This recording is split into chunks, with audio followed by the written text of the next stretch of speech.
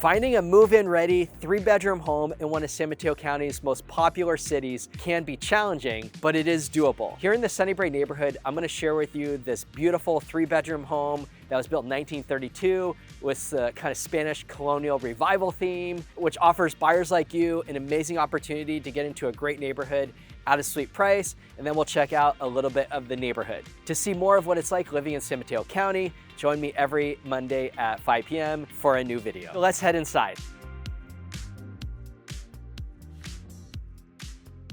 When you kind of think about older homes, and this is considered an old house, usually have good bones, there's doorways, we even have a stained glass window up here. Could you have part of the floors that creak a little bit? Yes, part of the charm, but like a door like this, these things are solid. I mean, a new door like this today would probably be $5,000, $6,000. So anyways, let's come in and take a look. We have some large formal rooms here, which I think are pretty sweet. And we don't really see people building new homes like this anymore with this kind of space. Now, I'll just mention in the Sunnybrae neighborhood, we are so centrally located. We are walking distance to downtown San Mateo. We're kind of just west of 101.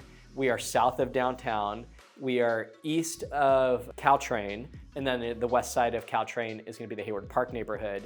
And then we're just kind of north of the 92 freeway. And then there's another little pocket within Sunnybrae that's called 19th Avenue Park, which has a whole collection of Eichler homes. This is a really good location. This particular home is on not necessarily the quietest street. We kind of get a little bit of traffic coming by, but you can still go for a walk and it's not a big deal, especially if you're coming out of the city.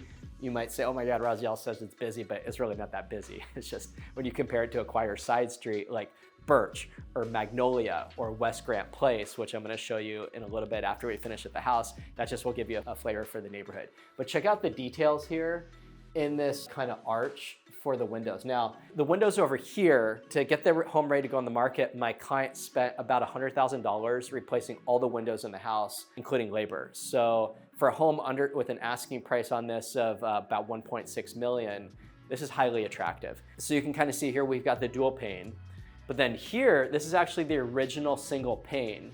And I believe these are the only windows in the house that still have a single pane. And of course, we have another stained glass window. Now, having a fireplace today, I wouldn't call it the most sought after thing, but they add a lot of character. We have one home that we own in Burlingame where we removed it. We own another home in Burlingame where we kept it. And then we own another home where we kept it. So it really just kind of depends what you like, but you can't really build a new house today, a wood burning fireplace. So if that's something that's important to you, this is kind of cool. We do have spare the air days, so they're not ideal. You can't burn wood then. So a lot of people will convert these to gas log fireplaces, or you can even put an electric one in there. Now, I like this floor plan because we have bedrooms up top, kind of split level, and then we've got a formal dining room here, and then we're gonna show out the kitchen. Now, it might be a little hard to see this window here, but you can see that the seals have failed, what I think has happened. So someone could go ahead and remove these and replace them if they wanted. These aren't part of the brand new windows that were just installed. It was almost the whole house. Okay, let's go check out the kitchen. You can kind of see actually a little bit of the detail in the hardwood floors that personally, I'm a big fan of. I like to turn it out. Like you can just see down here, this extra trim. This is a lot of labor to do this around the edge with kind of this double border here. And there's a little bit more intricate design. If you're putting in brand new hardwood in a house like this, you might choose a wide plank European oak, 7.5 inches wide. That's kind of my personal favorite, but I do think having kind of this style, it just feels historic and really cool. Now, this kitchen was remodeled a number of years ago, and I think it was beautifully done. I like how it's got an island with the stove there. We have a double oven. There's also a kind of a wet bar prep sink over here. Personally, I'm a big fan of kitchens that open to the backyard, which this would check the box. And from a value standpoint, having a kitchen or dining room or eat-in breakfast area kind of like this that opens to a backyard is gonna add hundreds of thousands of dollars in value to a house. So it's pretty unusual to see something with an asking price under $2 million, which has this kind of flow. We're gonna pop out to the yard after we check out the upstairs. So we'll come back to this in a sec. So the lot size here is about 6,000 square feet. Now, most of the neighborhoods east of El Camino on the peninsula that are in flat neighborhoods are typically gonna be on a lot size of between 5,000 and 6,000 square feet. If you're on a 6,000 square foot lot, and you have an attached garage like this has, in my view, you've kind of hit the jackpot, right? Because you're already spending the big bucks, but if you have an attached garage, that gives you a ton more space in the backyard. And you'll see what I'm talking about when we pop out there in a few minutes. But if you have a 6,000 square foot lot, like you go spend $5 million in Easton Edition and Burlingame for a new construction home, and 6,000 square foot lot with a detached garage, which is very common for those, you're gonna have a driveway going down either the left or right side of your house, which is not what everyone wants, but that's just kind of what's there because you can't really do an attached garage in the front because of the setbacks. So having the 6,000 square foot lot like this with an attached garage is very special. I mean, where else are you in the country gonna make a video like this and talk about garage location being special? But here in San Mateo, this is a huge deal. And that's a huge reason why we see swings in value because of garages, floor plans, how kitchen opens to the backyard, and I feel like this is a really good representation. Now here we have a queen size bed for staging, just to give you some context for sizing of the room. These are all the new windows, they look great. I love the details in the closet, like check this out. Yeah, look at that, little squeak there. Heck yeah. All right, let's continue. I'm gonna show you this bathroom here. Now we are right now over the garage. Doesn't really matter, but just to kind of give you some context. So the garage goes all the way back here. It's actually a tandem garage, which is pretty sweet. So it's not really practical to park 2 cars in a tandem garage. I know in the city, like I used to live in North Beach in my 20s and we had a tandem garage and I was grateful to have that parking space. But on the peninsula here, you can park in the street. It's not really that big a deal. Pretty large bathroom. I like how there's a little privacy glass here. So if you're kind of standing here in your birthday suit, you get a little privacy. Of course, there's some built-in storage, single vanity. And then over here, we've got 2 more bedrooms. So kind of the front, that was more what I consider the primary bedroom. We have this here, which is very simple, not large, but we've got it staged with a couple twin beds. Beautiful view of the yard. And then we've got another bedroom here, which is kind of like an office, or we have it staged as an office. And then let me show you this really cool kind of bonus room up top here. Now, this is kind of the fun thing with these older houses. This is what we call like non-conforming. Like these stairs here are pretty steep. You couldn't build this is not to code, I'm sure. But there's kind of this 4th room up top here. There's a lot of possibilities. I mean, we have this staged as a bedroom. So basically you have 3 bedrooms on the main level, plus this. There's so many possibilities. And the other nice thing is when I kind of look out here, I see some other roofs, but there's no one looking into this room. It's very private. Obviously we don't have window treatments up here, so some possibilities, but kind of check this out. Having this kind of porch up here, I think is pretty sweet. Beautiful day here. And I mean, this is so nice up here. We're shooting this in the winter. The sun is out. You can see the kind of mountains over there out by 280. So good. Look down into the backyard here and it's beautiful. Yeah, I mean, this view is really nice. Now you can see kind of the neighbor's home to the right there. They have a really kind of smaller yard. This is the yard size for 6,000 square feet. And one thing you can see here is this is a kind of a Spanish style tile roof. These last for a while, and then there's actually a waterproof membrane underneath this tile roof. That's what you would replace. But to take all these off is a lot of labor, but this can last a very, very long time. And I think it's pretty cool. If you're wondering which specific town on the peninsula is the right fit for you, I've created some super detailed insider guides about every neighborhood, what prices are like, what commute patterns are like, neighborhood by neighborhood price analysis, hidden gems, walkability scores, and what locals actually think about living there. A home with an asking price of $1,595,000. This is pretty magical in the backyard, right? We're just outside the kitchen, beautiful yard. I'm not sure what kind of beautiful tree this is. Oh, I think it's a sycamore or oak, so I apologize that I might not be getting that right. But if we kind of walk down, I'm gonna show you this really cool trellis in the back, and it's so quiet and peaceful back here. And I don't know about you guys, but at least for me, if I was moving down from San Francisco or renting locally and wanting to buy my first place, like the yard would be like kind of where I'd want to spend a lot of time, especially in a yard like this. So you can see how deep it is. I mean, heck, you could even, like, I've never officiated a wedding, but I do know people who have done that, and I feel like, hey, maybe this is a good place, create some extra revenue in your backyard here in San Mateo. And then we've got a fountain all the way back here, a little shed. In my opinion, this property is poised to like have an ADU back here. Now you do have kind of 3 bedrooms in the house plus a little office or flex space. But if it were me, I'd put an ADU back in the right corner here or in the back left corner here. You just need to have a 4-foot setback. But what's interesting is in San Mateo, uniquely, you can have a 2-story ADU. I'm not aware of any other city that allows you to do that. So if you're the neighbor, maybe you wouldn't like that your neighbor just put a 2-story ADU in their backyard, but I believe it's something that you can still do. So if you wanted to, go for it, but make sure to check with the city and check with your architect and what's allowed, because these regulations are always changing. And then the last part of this house that I want to show you before we kind of head out and explore the area is the laundry room.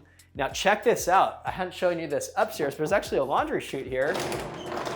I was gonna like jump in there and then get out and surprise you guys, but I'm not that flexible, even though I did do yoga this morning at Nandi Yoga in San Mateo, so shout out for them.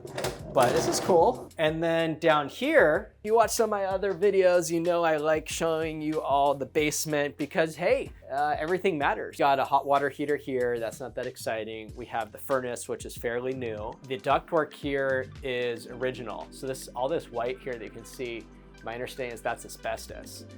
Obviously not good. When people are spending millions of dollars, they usually, on houses, will remove that. That is here. My understanding is it's only harmful and bad if it's airborne and you breathe it. Obviously do your own research. But if I were buying this house, just for my peace of mind, I would remove all of that and just put in new ductwork. What could that cost? Maybe $10,000, $15,000, so not crazy, but just something to kind of think about. And then the last thing for this house is this tandem garage. Okay, you can kind of see how deep this garage is. All the way from, I mean, you still have that 1-car parking in front. You could park another car in here if you wanted. I mean, you probably could fit 2 smaller cars in here. I don't think I would. Like, why would you do that when there's parking out front? But you could throw a little wall here. You could make this a little office or junior ADU perhaps in the garage. You'd want to check with the city, of course, but a junior ADU is an ADU within the existing footprint of the house. And then that would need to have plumbing and electrical. They're pretty cool. I think that actually would be a good use space for back here. There's already plumbing. There's a kind of a bonus little bath here that's not that nice, but it's been here, I have no idea, 40, 50, 60 years. It's just a toilet and a sink. You're already part of the way there. Not that far, but part.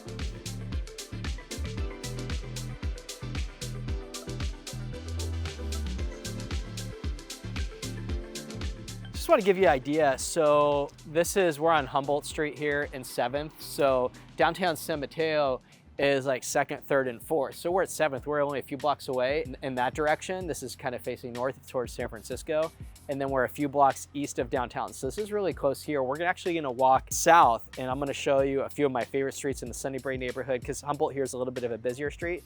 Check out Magnolia, Birch, West and East Grant Place. But you can see here, this is considered like a very busy street. We have a stop sign, you know, it's dotted yellow. So it's not a huge deal, but stay tuned, we're gonna go check it out.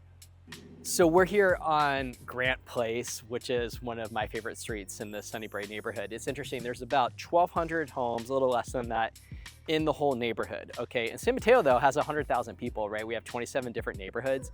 So this is kind of a normal sized neighborhood. And over the last year, or let's say this year, in the city of San Mateo, the median home price has been $2,080,000. So that's up about 2% from a year ago. But that's a broad generalization. And then in the Sunnybrae neighborhood, though, prices are up almost 5% over the last year, and now their median home price this year has been $1,950,000. So if this is an area where you want to be, at least compared to what else you can get in San Mateo, you get really good value here. And this is kind of a nice part of the block because there's a horseshoe that wraps all the way around, so you don't get any through traffic here. It might be hard for the mic to pick this up, but just on the other side, West Grant Place here is Sunnybrae Elementary School. Neighborhood's also served by Abbott Middle School and Aragon High School, but sometimes schools can change, so make sure before you buy, check that there's space if that's of importance to you. But I do like this neighborhood because you get so many, look at that cute mailbox there. You do get so many cute one-level ranch-style homes with the attached garage. So obviously the home that I just showed you was a little bit different, but most of these here were built, I believe, in the 60s and 70s. And these one-level ranch homes have arguably the best floor plans that I think you can get. I love ranch. Sometimes they don't have as much character on the outside, but when you kind of look at flow to the yard and the bedrooms being on one side of the house and living area on the other side and an attached garage, it's kind of hard to beat. So I kind of feel, at least in my opinion, Sunnybrae is a little underrated because of how awesome it is. It's not necessarily like every home buyer in San Mateo knows about it. A lot of people know about Baywood and Aragon and San Mateo Park. Of course, those are more expensive areas. But Sunnybrae in particular, I feel like you get exceptional value, right? You rarely see homes that kind of go into the high twos here. It's kind of like mid ones, high ones, up to low mid twos. And the more you spend within that price range, the nicer the house, the better the floor plan, the prettier the block. But like here you have really good tree density on the block. It is so pretty. You have all these cute homes. The street's really well maintained. It just feels like a classic, beautiful American street. Now you might be wondering, okay, who's buying homes here? It's a good question. Really, everyone. I've represented in this neighborhood families with kids, people downsizing who want to be walkable to San Mateo or downtown San Mateo, single professionals. So it's kind of fun because it's more at an entry price point, and I put that in air quotes because who says $2 million is entry, but around here it kind of is. It's just really attractive for a lot of those reasons. It's very safe, flat, it's walkable, it's easy for commuting, hopping on the freeway, 92, 101, downtown. What's there not to love about Sunnybrae? And I think if I were to bump into someone on the street right now and say, how long have you lived here? What do you love about it? Would you want to move somewhere else? My guess is, I don't think people would say they'd want to live anywhere else. People love it here.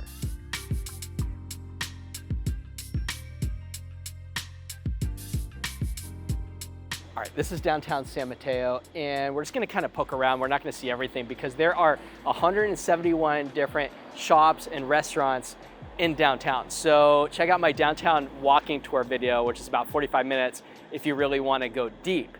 But I just wanna give you a flavor. So we're just gonna walk a couple blocks, show you a couple places, which I think will just give you a little bit of a flavor for the area. But we're about a 6-7 block walk from Sunnybrae, which is not really that big a deal, and I think is a pretty sweet selling point considering the value that you get buying there and be able to walk here. So this is South B Street. We're in the heart of downtown San Mateo.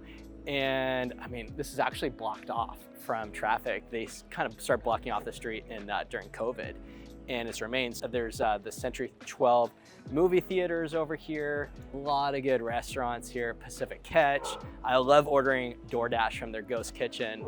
West Coast Bowls, which is so good. But there's a huge scene here. I mean, we're shooting this middle of the week, and so it's nice to see there's still plenty of people out, people doing outdoor dining. But if you come back in a few hours, probably around 4 or 5 p.m., it's gonna start to fill up. And then if you come on a weekend, you know, good luck, you better make a reservation. There's a lot of good things that are going on here. What are some of my favorite downtowns on the peninsula? So it's gonna be downtown San Mateo, downtown Burlingame, and probably downtown San Carlos, if I had to pick 3. San Mateo, though, has the most diverse food scene of any of the 3 downtowns from all different regions of the world, whereas Burlingame has some things that it's really strong in, same within San Carlos, but I feel like San Mateo absolutely takes the cake, primarily because San Mateo is a town of 100,000 people. So there's just a lot more people who come here. Downtown Burlingame is actually the 2nd biggest retail corridor on the peninsula after University Avenue and Palo Alto, but there's still a ton of money that gets spent in San Mateo. So some of my favorite restaurants here would be Pausa. Pancho Villa is a great Mexican place. There's Antoine's Cookies. Oh my gosh. I'm bummed that Draeger's just closed recently because they're doing a new development there, but they'll be back in whatever is the new office building that's built in its place. So hope you enjoyed learning a little bit more about Sunnybrae and downtown San Mateo. If you'd like to learn a little bit more about San Mateo, check out this video. If there's anything I can do to support you or answer any questions that you have about buying real estate within San Mateo County, all my contact info is in the description below. I'll see you on the next video.